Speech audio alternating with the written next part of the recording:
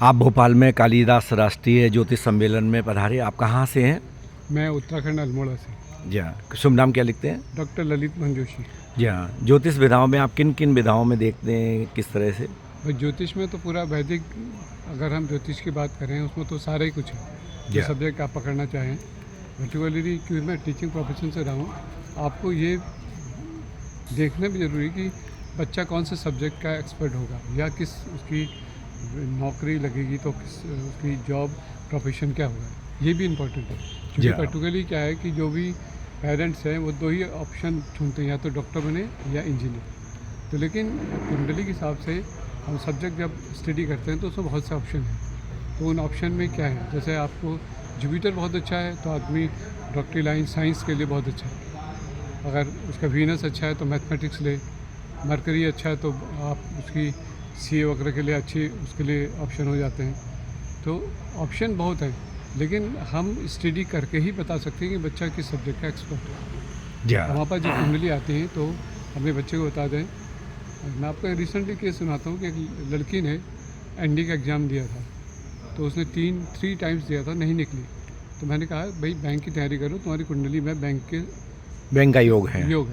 तो उसमें उसकी जो लग्न कुंडली में सूर्य बुध और बृहस्पति जो है वो अच्छी स्थिति में थे, और जबकि एनडीए के लिए उसमें शनि नीच का था, वो मारक हो जाता। तो उसने तैयारी करी, और उसके बाद उसकी मम्मी का भी हाल ही फ़ोन आया कि मैं तो नैनीताल बैंक में पी हो। अब लेकिन खाली देने से नहीं है, हम उसकी लुक आफ्टर कैसे करें कि जैसे बच्चे ने फॉर्म भरना है, वो किस मुहूर्त, अब हम इसको सहारा लेते हैं मुहूर्त का, किस मुहूर्त में फॉर्म भरे। बहुत से योग हैं जो नेगेटिव हैं, उनको अवॉइड करके अच्छे योग भी बताते हैं। मतलब खाली हम गाइड ही नहीं कर रहे हैं, पूरा फॉलोअप भी करते हैं कि उसने कब फॉर्म भरा, तो ताकि उसको सक्सेस मिले।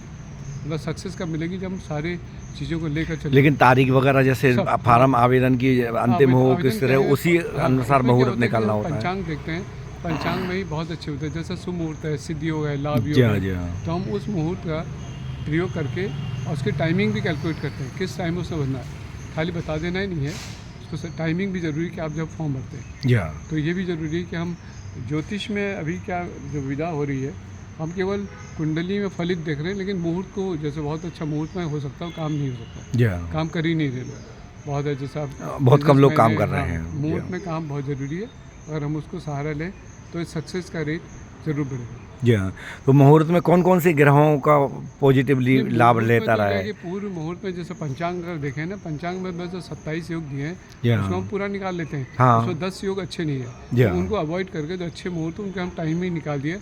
टाइमिंग का कैलकुलेशन है, जिसमें राहु काल को अवॉइड किया हमने।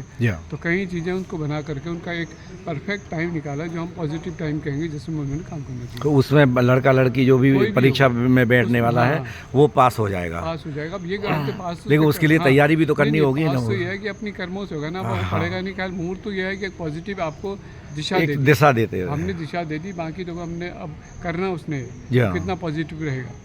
कई चीज़ें उसके बाद हम वास्तु को लेते हैं, बच्चा कहाँ बैठ रहा है, उसका डायरेक्शन क्या है।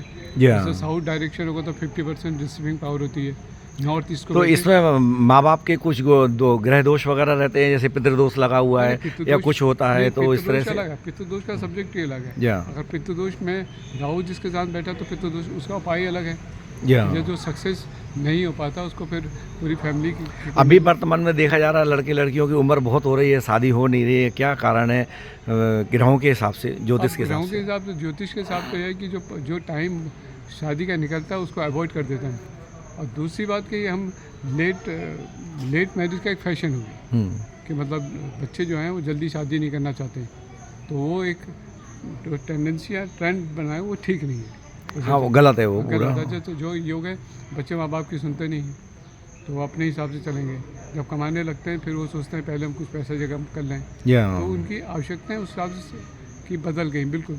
स्टैंडर्ड वो सोचा हम अपने स्टैंडर्ड मेंटेन करें, तो ये, और शादियाँ फिर टिक भी नहीं रही है। हाँ, नहीं टिक रही है। इसी को लेके एक और है कि दूसरे अदर कास्ट में शादियों के लिए झुकाव हो रहा है, तो वो किन ग्रहों से होता है? ग्रहों के अब जैसे राहु है, राहु का लव मैरिज या कोई भी मैरिज इंटरकास्ट मैरिज कराता है, तो इंटरकास्ट मैरिज जब कराई तो उसके साथ एडजस्टमेंट बड़ा मुश्किल है। आप वो सफल जरूरी नहीं कि सफल हो जाए या नहीं हो, सक्सेस रेट तो बहुत कम है उसका।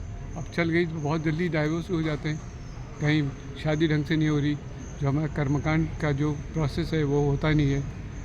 जल्दी शादी के लिए कौन कौन से उपाय करना चाहिए? जल्दी शादी के लिए तो उपाय क्या है कि जैसे अगर लड़के की शादी की बात है तो वो शुक्र की माँ दुर्गा की पूजा करे, और बृहस्पति के लिए है तो वो अगर लड़के की शादी है तो बृहस्पति का उपाय करे, विष्णु भगवान की पूजा करे। जी हाँ, जी ये हाँ।